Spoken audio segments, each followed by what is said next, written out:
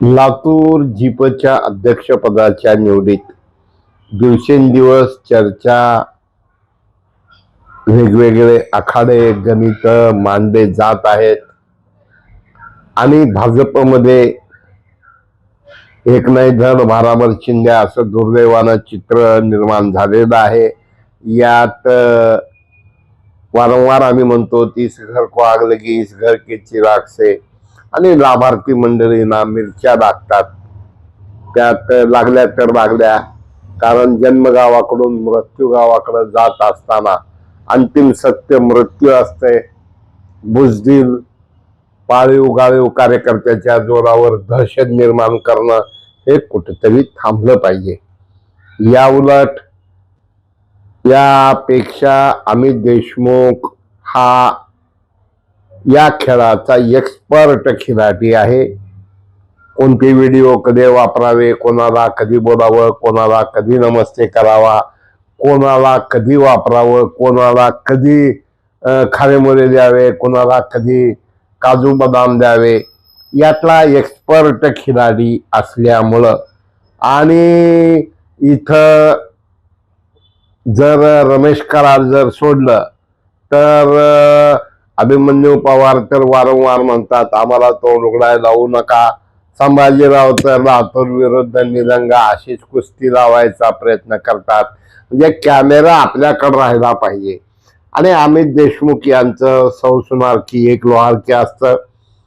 जिल्हा परिषदेत बाबासाहेब काय भूमिका घेणार, संजय बनसोडे काय भूमिका घेणार, राष्ट्रवादी काय भूमिका घेणार, यावर बरंच जरी काही अवलंबून असलं तरी परंतु राष्ट्रवादीची खपली निघाली की भराभरा रक्त निघायला सुरू होतं. आणि अशा एका परिस्थितीमध्ये अमित देशमुख आपले डावपेच हे कधीच कुणाला कळू देत नाहीत. आणि अशा एका परिस्थितीमध्ये 2-3 पर्याय काँग्रेसने समोर ठेवलेले आहेत.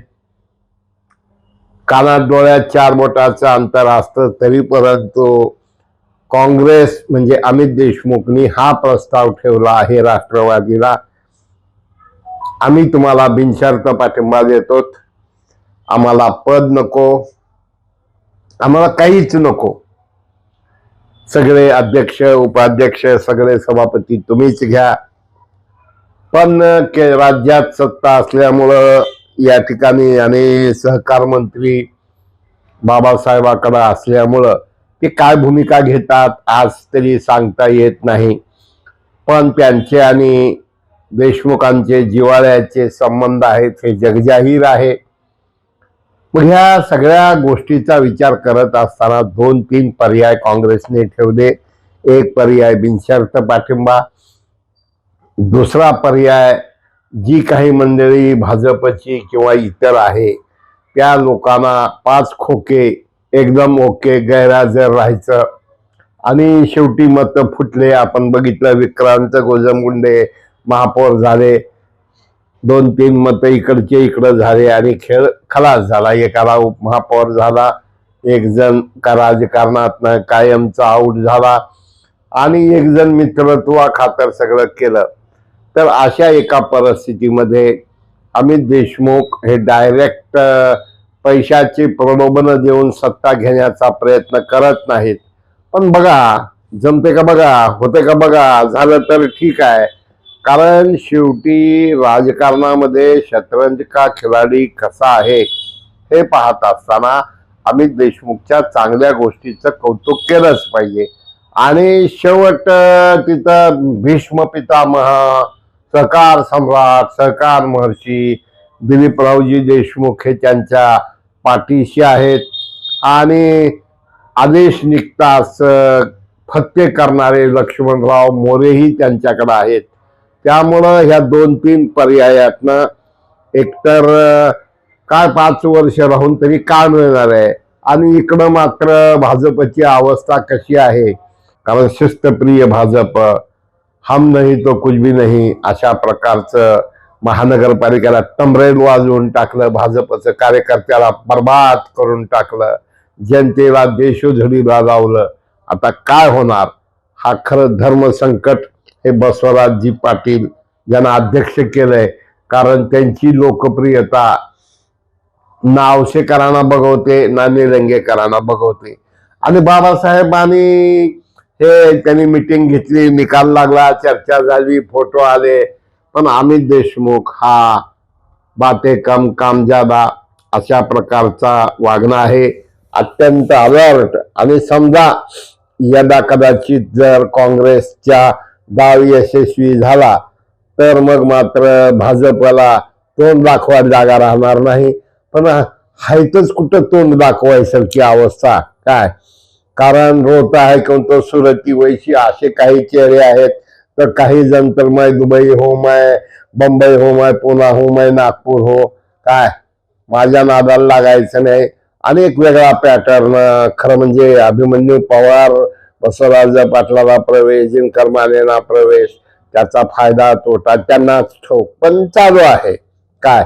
आणि अशा एका परिस्थितीमध्ये काय होतंय काय नाही, लातूर जीप कोणाच्या म्हणजे जिल्हा परिषदचा अध्यक्ष कोण होणार, आणि शेवटी अध्यक्ष होऊन डोकोदुखी वाढणार असेल, त्यापेक्षा गेलं ते गेलं काँग्रेसला, अशाही मानसिकतेचे लोक आहेत. कारण कार्यकर्त्यासाठी लढणारा नेता दुर्दैवानं लातूर जिल्ह्यामध्ये भाजपमध्ये नाही. पण अमित देशमुखाला स्वतःच सगळं करून दाखवायचंय. आणि ते काय करतात, हा माणूस आहे ना, ओके काय म्हणतोय, ठीक आहे मी नाही करू शकत ह्याचं काही, तुम्ही करता, ठीक आहे करून टाका, करा करा काय करायचं करा, पण माझ्याकडे आणू नका, मला भेटवू नका, बोलू नका. आणि अशा एका परिस्थितीमध्ये हे 3-4 डाव जे मांडलेले आहेत, या 3 डावामध्ये कसं कसं होणार हे काळ आणि वेळ ठरवणार आहे. निश्चित बसवराजजी पाटील अलर्ट मोडमध्ये आहेत. आणि या सगळ्या गोष्टीचा विचार करत असताना येणाऱ्या 16 तारखेला की लातूर जीपचा अध्यक्ष कोण होणार आणि कशा कशा पद्धतीनं चक्र फिरणार हे येणाऱ्या 2-3 दिवसात.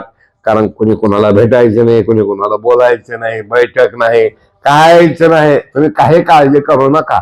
यावेळेस धोका एक असतो की काही काळजी करू नका म्हणल्यानंतर आपल्या मनासारखं करून घेण्यासाठीही असतं, किंवा थांबा जरा असंही असू शकतं, किंवा वाट लावायची आहे असंही असू शकतं. वाट बघूया 16 तारखेला दुपारपर्यंत काय होतंय काय नाही. बाजी कोण जिंकणार, अमित देशमुख की भाजप, हे काळ आणि वेळच ठरवणार आहे. नुकतंच भाजपचं उपाध्यक्षपद हे डॉक्टर अर्चना पाटील चाकूरकर यांना मिळाल्यामुळं काही लोकांना प्रचंड वेदना, त्रास ह्या सुरू झालेल्या आहेत काय. आता या सगळ्या गोष्टीचा निश्चित काळ आणि वेळ हाच मार्ग ठरणार आहे. मित्र हो, मराठवाडा नेता यूट्यूब शेअर करा, सबस्क्राईब करा, लाईक करा. धन्यवाद.